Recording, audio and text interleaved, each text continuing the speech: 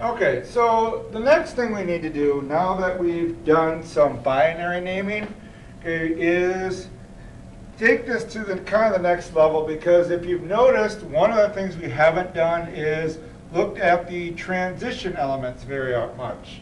Okay, most of the last assignment you had dealt with metals that were group 1 or 2, or a couple of the elements in the transition elements that are primarily just one charge. So what we're going to look at now are some of the classical naming systems that we have and the stock system. Okay, so this would be VodCast 9-3. This should be what you were writing down. Now,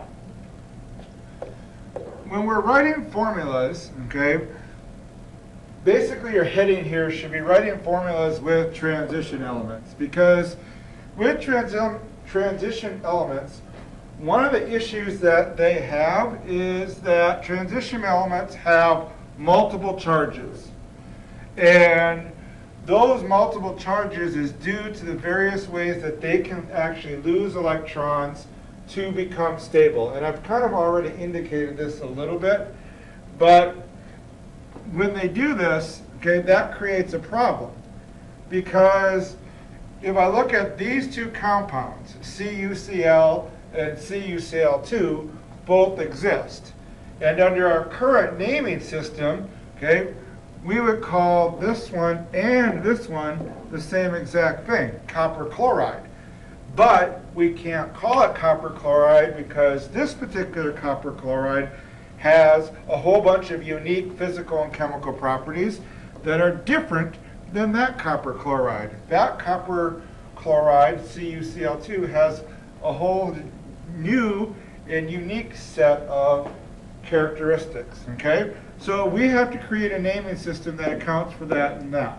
But before we do that, one of the things we want to look at is how exactly do elements obtain multiple charges? And guess what? We have to go back to our old friend, the electron configurations, in order to look at this. So what I want you to do is write out the electron config using the shorthand notation for copper. And now you're trying to remember what the shorthand notation was. The shorthand notation was putting the noble gas preceding the row in brackets.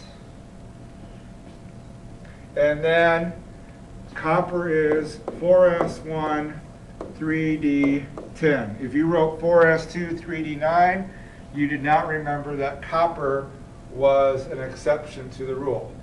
Now, one of the things that copper likes to do is copper actually likes to become a +1 charge. Well, if you look at this particular electron configuration, in order to become a +1 charge, it needs to lose 1 electron. Guess which one it loses? It loses that 4s1. So the electron config becomes Ar3d10.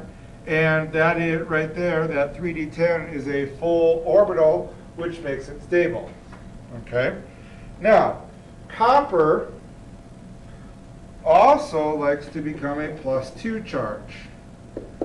Well, then when it does that, it actually reverts back to what you probably originally wrote, which is 4s2 3d9, because that's what it should be. So what copper does is it will take one of these electrons in the D, kick it back over to the S, and now it can get rid of both of those. And copper 2 plus becomes Ar3d9, which is not as stable, okay, but it is something that it does. Okay, we can look at iron. Iron does the same exact thing. Iron forms a +2 and a +3 charge. If I write the electron config of iron, that is Ar4s2 3d6. Okay, well, hopefully you can easily see how it could become a +2 charge. Okay, in order to become a +2 charge, it gives up those 2 electrons and it becomes Ar 3d6. Okay? Well, Fe also likes to become a +3 charge. Well, if you look at the electron config, it's Ar 4s2 3d6. That's normal iron. Okay, well, to become a +3, it will give up those 2, and then it'll actually give up one of those and become Ar 3d5. Now, why does it like to become 3d5? Well, 3d5 is a half full orbital. And a half full orbital is also stable. Okay? We could go through every single transition element and we could look at their electron configs and figure out why they would like to have multiple charges or how they can have multiple charges, but we're not going to. The one thing you need to know is that transition elements have multiple charges.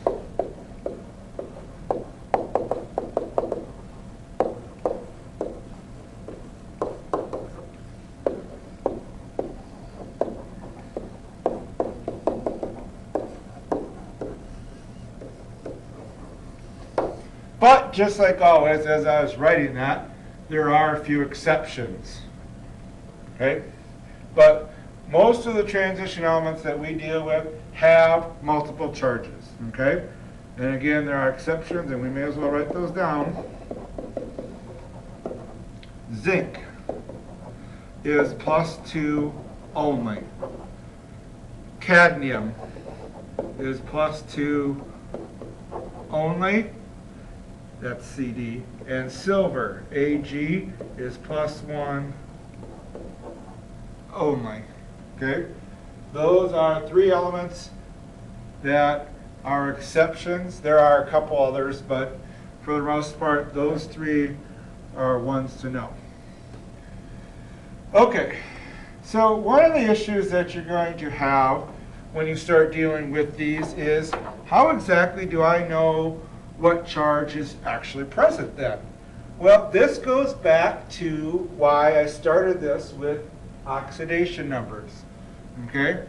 So that's one of the things that we're going to have to look at. And what you're going to do is use the negative charge to actually determine what the positive charge is.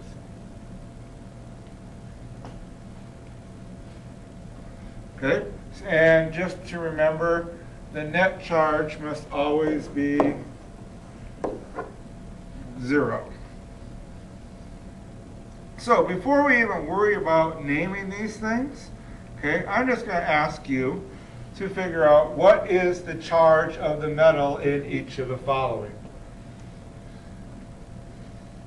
And if you go back to your rules for oxidation numbers, okay, you should remember that oxygen is always -2, so this charge is +2. So that's the +2 iron. Chlorine is -1, so this chromium is +3. So that's a +3 chromium. Okay? Do these 2.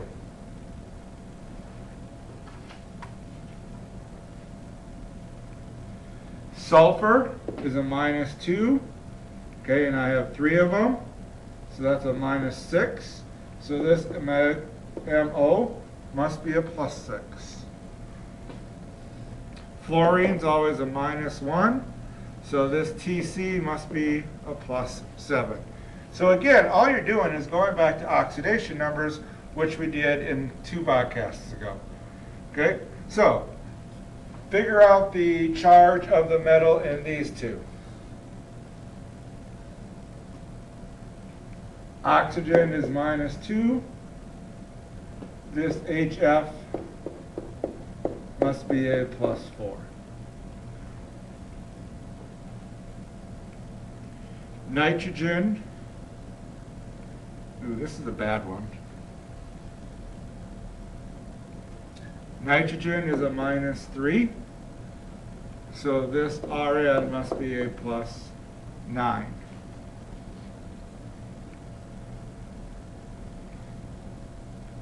Two more, then we'll just go on.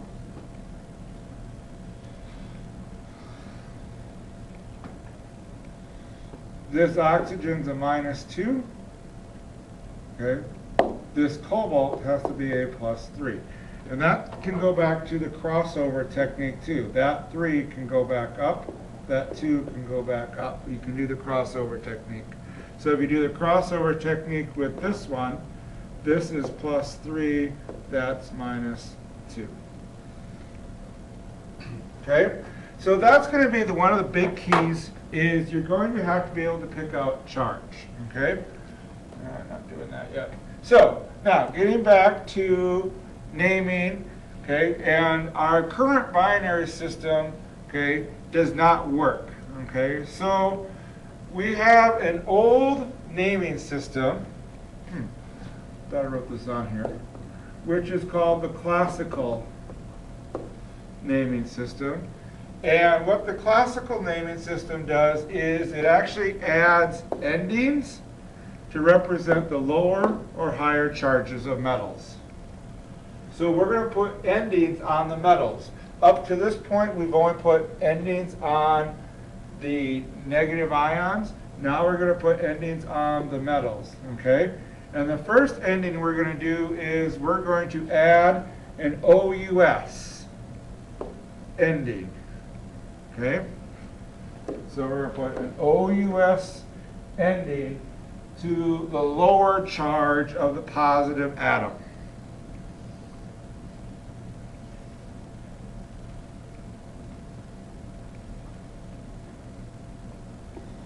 And we're going to add an IC ending for the higher charge of the positive atom. And we typically then use the Latin names. Okay, so if you have a Latin symbol, you use the Latin name. If you have an English symbol, then you use the English name and you do the exact same thing. And you're going to find that we'll still run into problems with this particular system. Okay, so CuCl.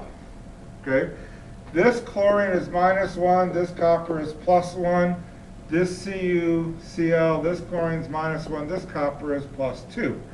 So copper has 2 charges. In fact, if you look at your colored periodic table, again, if you haven't taken that out, take it out. Go find copper, atomic number 29, and you'll notice in the box of your colored periodic table that it says +1 and +2 in the upper right corner. Okay, well those are the 2 charges. Okay, well in these 2 charges then, okay, we need to name this. Now, copper, Cu, goes by its old name, cuprum. Okay, so what we're going to do is we're going to add an OUS to that, and that's going to become cuprous chloride. And CuCl2 becomes cupric chloride. And that's the classical naming system.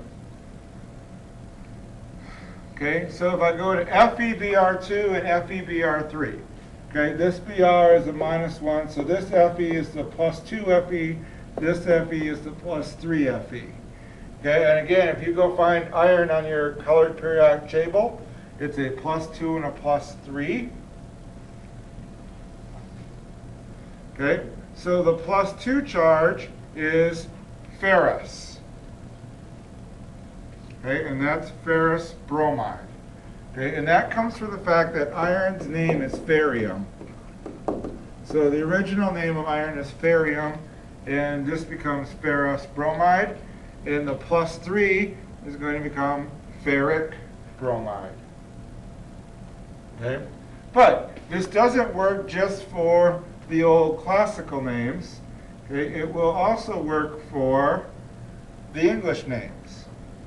So nickel, which is atomic number 28, can be a +2 charge, and it can be a +3 charge, which means I have this formula wrong. Great. Let me give you this formula.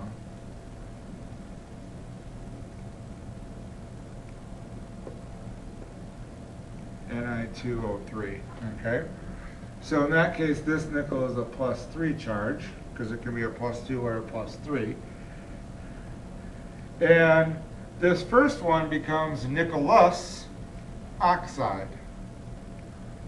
And the next one becomes nickelic oxide. So you can be nickelus or nickelic. Okay? And that's with all of these. Vanadium would be vanadius, vanadiic. Titanium, Ti. Okay? Titanium can be a +2, or titanium can be a +3. Okay? Well, this lower charge is titanus. This higher charge is titanic. And if you're looking on your periodic table, you're going to see where this classical system has a limitation. And that limitation is that we have a third charge to this. And so how do we name that? Well, you name the lower two titanus and titanic, and then we actually need to go to another naming system.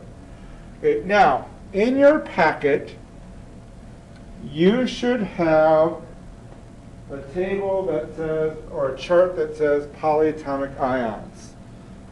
Pause the video and find that.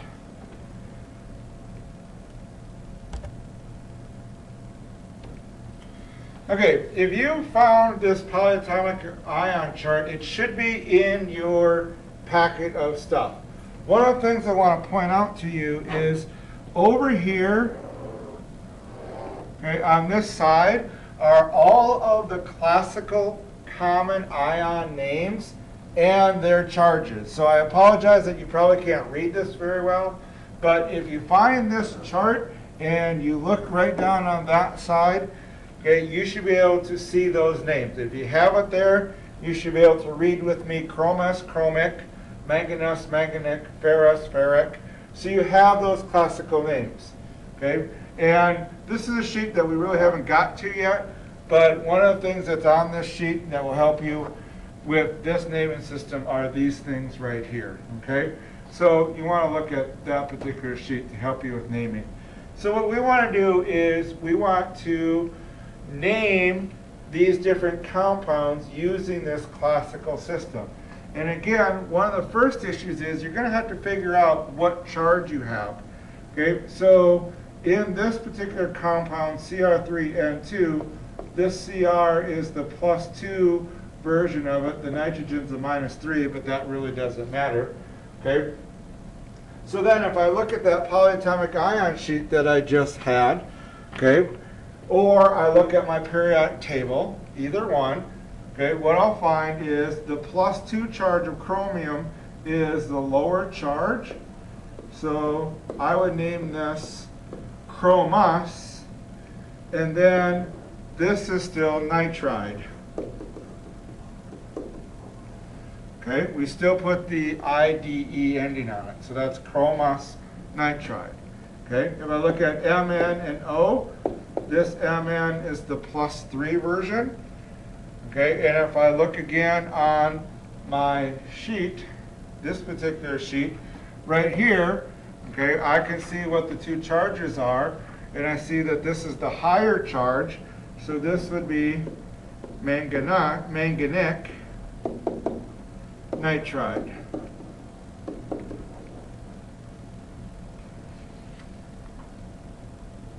Okay, and if I have TiF4, which should really be TiF3, okay, the Ti is the higher charge titanium, so this would be titanic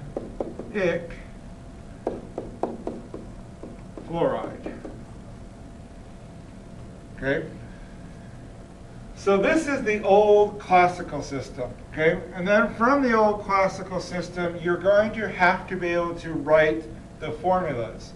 Okay? So if I go to cupric, what I have to realize is that is a +2 charge of that copper, and bromide is the -1 charge. Okay? So then I could write CuBr2.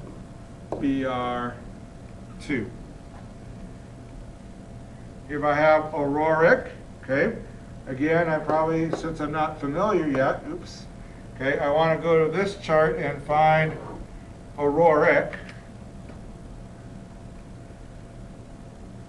And I realize that that is the +3 charge of gold, and oxide is -2.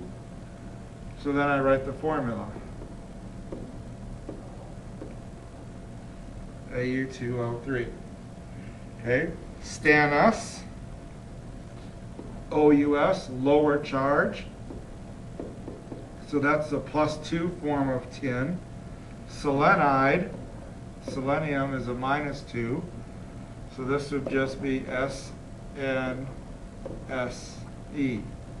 stannous selenide. And then palladius. Okay, now you're going to have to get creative and go and find palladium on your periodic table. And that's atomic number 46. And you'll see palladium can be a +2 or a +4. So palladius is what charge?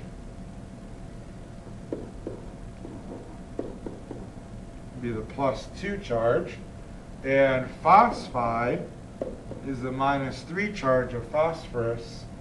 So this would be PD3P2. Okay?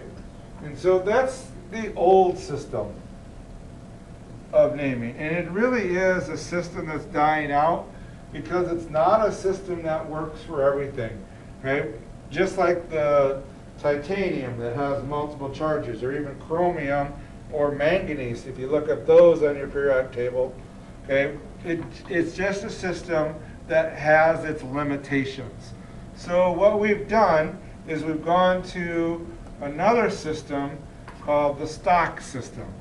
This is the system that we use the most. This is the system that you're probably familiar with from 9th grade. Okay? Now, the stock system uses the English name and Roman numerals.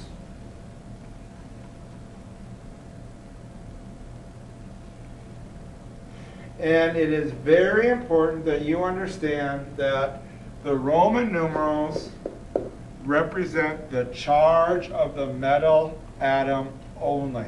It's only the charge. It has nothing to do with how many. Okay? It has nothing to do with the negative ion. Okay? It's only the charge of the metal atom. Okay? Now, one of the first things is you better know what the Roman numerals are from 1 to 10. Okay? So I'm just going to write those out. From 1 to 10, Roman numerals. 1,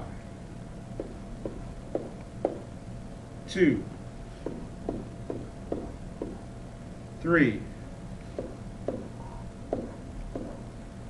4, 5, 6, 7,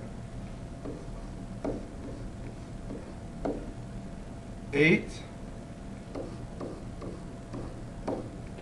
9, 10.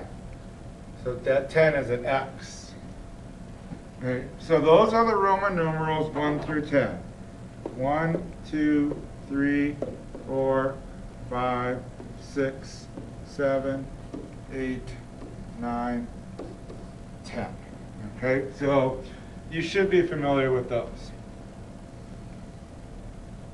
So, going back to our two friends, copper chloride, or copper chloride and copper chloride, which we now call this one cuprous chloride, and we can call this one cupric chloride. With the stock system, the charge of this we know is +1. Okay, so we can call this copper 1 chloride. And you absolutely must have the Roman numeral, and you absolutely must have those parentheses. So if this is copper 1 chloride, that 1 is the charge of that copper.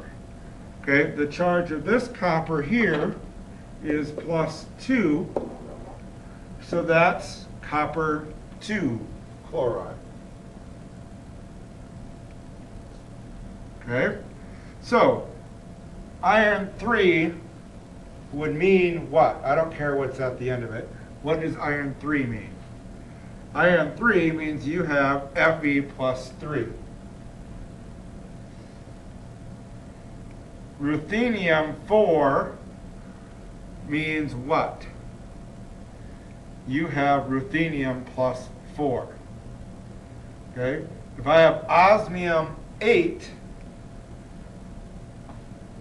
that means I have osmium plus 8. So it doesn't mean how many atoms I have. Okay? My compound, just because I have iron 3, does not necessarily have 3 irons in it. It could, okay? But that 3 right here, this 3, means that. This 4 means that 4. That 8 means that 8. Okay?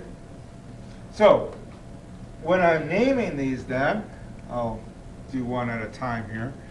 If I want to write the formula of chromium 3 chloride, well, this chromium 3 means I have Cr plus 3.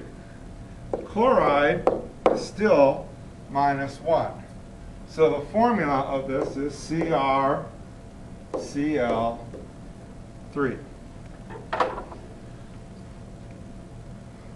Okay? If I have vanadium 4 oxide, this vanadium 4 means that I have vanadium plus 4. Oxide is minus 2. This one gets a little tricky. We do not want to write V2O4.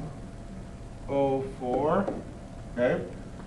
What we want to do is write VO2.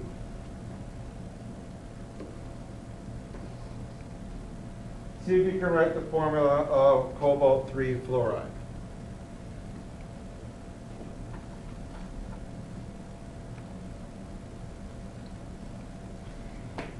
Cobalt 3 is cobalt plus 3. Fluoride is minus 1, so that would be COF3. And do the last one here. Manganese 2 sulfide.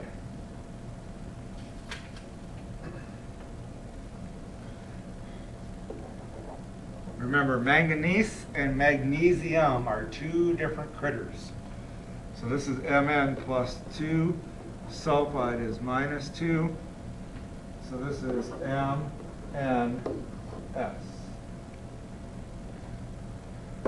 So what you should be able to do now is you should be able to complete the next worksheet.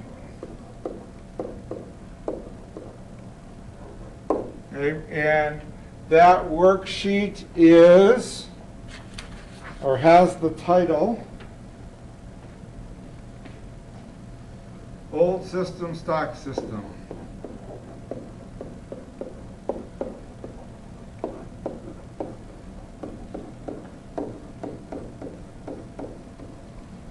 Okay, so go ahead and work on that worksheet, plus go ahead and do the reading guide as well. Now, one of the things with this, the reading in this chapter is it doesn't separate the things very well. So when you're reading, you're getting a lot of mixed information in the sections.